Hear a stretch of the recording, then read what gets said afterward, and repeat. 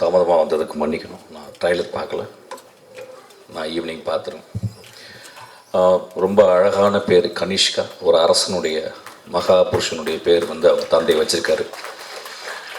விக்ரமன் சாருடைய டைட்டில்ஸில் எனக்கு ரொம்ப பிடிச்சது புது வசந்தமும் வானத்தை போல அப்படின்றது. இந்த மாதிரி டைட்டில் என்னாலும் யோசிக்க முடியுமான்னு தெரில. ஆக்சுவலாக பியூட்டிஃபுல் டைட்டில்.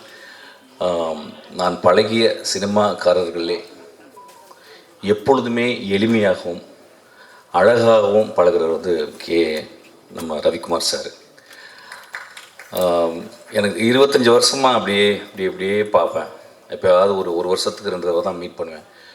அவ்வளோ எளிமையாக, அவ்வளோ ரொம்ப extraordinary human being sir. Thank you so much for being very extraordinary. நான் அவர் கூட இந்த படத்தில் ஒர்க் பண்ண போகிறேன். ட்ரெயினில் ஒரு முக்கியமான ஒரு கேரக்டர் எழுதியிருக்கேன். கெட்ட கேரக்டர் தான் எழுதியிருக்கேன் அவருக்கு. ஆக்சுவலாக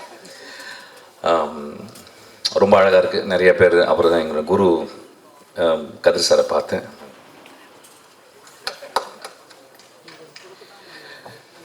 இங்கே பார்த்தீங்கன்னா நிறைய குருக்கள் இருக்காங்க.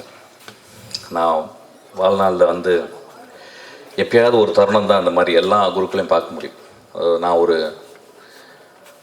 புத்தக கடையில் ஒர்க் பண்ணும்போது என் குரு என்னை அடையாளப்படுத்தி என்னை கண்டுபிடிச்சி கூப்பிட்டு பண்ணார். அவருக்கு ஒரு கிளாப் அடிங்க கதிர் சார்.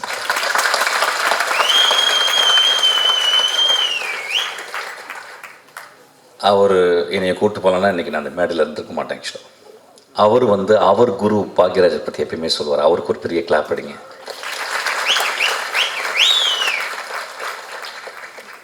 ஒரு குரு இன்னொரு குருவை உருவாக்கி கொண்டே இருக்கிறது. இந்த ஒரு தொடர்ச்சி வந்து ரொம்ப அழகானது. அப்படி தான் கனிஷ்கா நீங்கள் வரணும்னு நினைக்கிறேன். ஆக்சுவலாக நான் வந்து ஒரு படம் ஒர்க் பண்ணும்போது அதில் வந்து சரத்குமார் சார் இருந்தார். ஆக்சுவலாக டக்குன்னு என்னை கண்டுபிடிச்சார். ஏதோ துருன்னு இருப்பேன், ஓடிக்கிட்டே இருப்பேன். ஆக்சுவலி இங்கே வான்னு கூப்பிட்டு அவருடைய அப்போ ஒரு பெரிய செல் வச்சுருப்பார். ஆக்சுவலி அந்த செல்லை கடையில் கொடுத்து பத்திரமா வச்சுக்க அப்படிம்பார். ஒரு வேளை என்னை மட்டும் தான் நம்பியிருக்கான்னு நினைக்கிறேன். அந்த டைமில் அந்த செல் பெரிய செல்லாக இருக்கும். ஆக்சுவலாக அப்புறம் கூடவே இருப்பேன். ஆக்சுவலாக கூடவே இருந்து அதுக்கப்புறம் அந்த படத்தில் ஒரு 13 சீன் எழுதுறதுக்கு எனக்கு வந்து வின்சென்ட் செல்வா என்னுடைய குரு எனக்கு வாய்ப்பு கொடுத்தாரு. அப்போ வந்து நான் சரத்குமார் சார்ட்ட ரொம்ப அவ்வளோ அன்போடு பழகுவார். அவருக்காக எழுதுனது தான் நான் ஒரு கதை தான் துப்பறிவாளனாக மாறிச்சு. அவருக்கு நான் வந்து சங்கர்லால் துப்பறிகிறார்னு ஒரு கதை எழுதினேன். அது ஏதோ ஒரு வகையில் அந்த கதையை வந்து என்னால் பண்ண முடியல. அதுக்கப்புறம் தான் அது விஷாலுக்கு போயிட்டு துப்பறிவாளனாக மாறிச்சு. Thank you so much sir. உங்களை பார்த்தது ரொம்ப சந்தோஷம். நிறைய பேர் இங்கே நான் பார்த்தது ரொம்ப சந்தோஷம். போன மேடையில் வந்து நான் வந்து சினிமாவுக்கு போங்க, கோயிலுக்கு போகாதீங்க அப்படின்னு சொன்னதை வந்து ஒரு பெரிய கான்ட்ரவர்ஷியலாக எடுத்துக்கிட்டாங்க. ஐயா, கோவில்ன்றது நான் சர்ச்சும் மசூதியும் சேர்த்து தான் சொன்னேன். நான் நான் பிறந்த குடும்பம் ஒரு இந்து குடும்பம், நான் வளர்ந்த குடும்பம் ஒரு முஸ்லீம் குடும்பம், நான் கல்யாணம் செய்த மனைவி ஒரு கிறிஸ்டியன். நான் ஏன் கோவிலுக்கு போவாதீங்க அப்படின்னு சொல்கிறது, கோவிலுக்கு காலையிலே போயிடுறீங்க. காலைல எந்திரிச்ச உடனே அம்மாவை பார்க்குறோம், காலைல எந்திரிச்ச உடனே அப்பாவை பார்க்குறோம், காலைல எந்திரிச்ச உடனே நம்மளுடைய உறவுகளை பார்க்குறோம். கோவில் தான் அது. ஆக்சுவலாக நான் ஏன் தியேட்டருக்கு போகணும்னு சொன்னீங்கன்னா, இன்றைக்கி தியேட்டர் வெறிச்சோடி கிடக்கு. இது வந்து நிஜம், இது நிஜம். ஏன் அப்படின்னா எல்லாருடைய வாழ்க்கையுமே ஒரு வீடியோக்குள்ளே, ஒரு செல்லுக்குள்ளே, ஒரு ரிமோட் கண்ட்ரோலுக்குள்ளே வந்து ஒரு வினாடிக்கு 30 சேனலை மாற்றக்கூடிய அளவுக்கு மாறிடுச்சு. அப்போ நம்ம தியேட்டரை வந்து மறந்துடும். இப்போ பாருங்கள், நீங்கள் காலையில் இவ்வளோ பேர் வந்து உட்காந்துருக்காங்க. அங்கே கனிஷ்கா அவனுடைய நண்பர்கள் தனியாக அவனுக்கு வந்து ஹோல்டர் பண்ணி கைத்தட்டிக்கிட்டே இருக்காங்க. ஆக்சுவலாக இது எவ்வளோ பெரிய ஒரு என்கரேஜ்மெண்ட்டு. நான் ஏன் கோவில், சர்ச்சு, மசூதியை விட தியேட்டர் முக்கியம் அப்படின்றது எப்படி சொல்லணும்னா, ஒரு சினிமா ஒரே ஒரு காட்சி பார்க்குறேன். பாக்யராஜ் சார் படத்தில் வந்து அவர் பிரிஞ்சு போகிறாரு. அப்போ தன்னுடைய காதலி அங்கேருந்து பாடுறான். எனக்கு அப்போ வந்து என்ன வயசுன்னு தெரில. அந்த புதிய வார்ப்புகள் படத்தில் எனக்கு வந்து ஒரு 12 வயசு 13 வயசு இருக்கும். காதல்னால் என்னன்னு கூட தெரியாது. ஆனால் ஒரு காதலன் பிரிந்து போவதை பார்த்து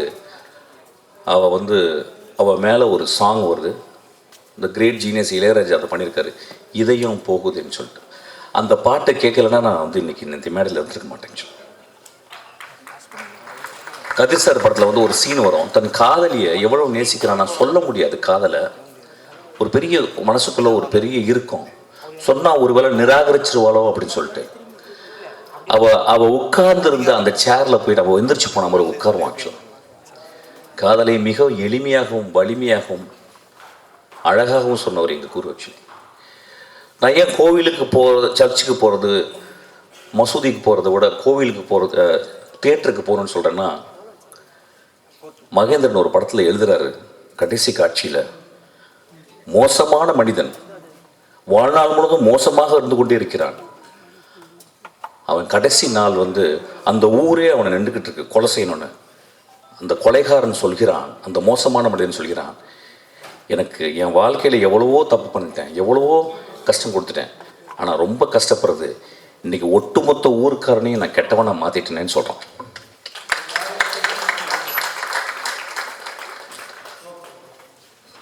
கொலை செய்து விட்டு, தன் காதலனுக்காக கொலை செய்து விட்டு பல வருடங்கள் ஜெயிலில் இருந்து அவள் ஒரு படகுல வந்து இறங்குறான். அவள் அந்த படகுலேருந்து இறங்கி, அந்த ஓடத்துலேருந்து இறங்கி அந்த கரையில் கால் வைக்கும்போது அவளுக்காக 20 வருஷம் காத்திருந்த, நோய்வாய்ப்பட்டு படுக்கையோடு இருந்த அந்த மனிதனுக்கு நெஞ்சு துடிக்குது. ஐயா பாரதராஜா எழுதினார் பார்த்தீங்க, அதுதான் என் கோவில்னு சொல்கிறேன், அதுதான் சர்ச்சுன்றேன், அதுதான் மசூதின்றேன். இறைவனை மறுக்க முடியாது. நான் மிகச்சிறந்த இறைவனை மறுப்பாளர்களை நான் வாழ்நாள் பார்த்திருக்கிறேன். எஸ்விஆர் போன்ற அவர்களை நான் நான் நான் கும்பிட்டு கொண்டு இருக்கிறேன். நான் சொன்னது, ஒரு 2 பேரை உட்காந்து ஒரு வீட்டில் டிவி பார்க்கலாம், ஆனால் ஒரு பெரிய ஸ்பெக்டக்கல், ஒரு தோனி ஆடுறதை வந்து கிட்டத்தட்ட லட்சக்கணக்கான போய் நேராக பார்த்தா தான் அது ஒரு பெரிய செலிப்ரேஷன். அது மாதிரி முதல் செலிப்ரேஷன் வந்து தியேட்டர். ஒரு 5000 வருஷத்துக்கு முந்தி கிரீக் தியேட்டரில் இது வரைக்கும் 9000 நாடகங்கள் எழுதப்பட்டிருக்கிறான். மொத்தம் 33 தியேட்டர் பிளே தான் இப்போ அவைலபிள் இருக்குது எக்ஸ்டென்ட்டாக. அப்போ எத்தனை பேர் வந்து பார்ப்பாங்களாம்? 16000 பேர் வந்து தியேட்டரை பார்ப்பாங்களாம்.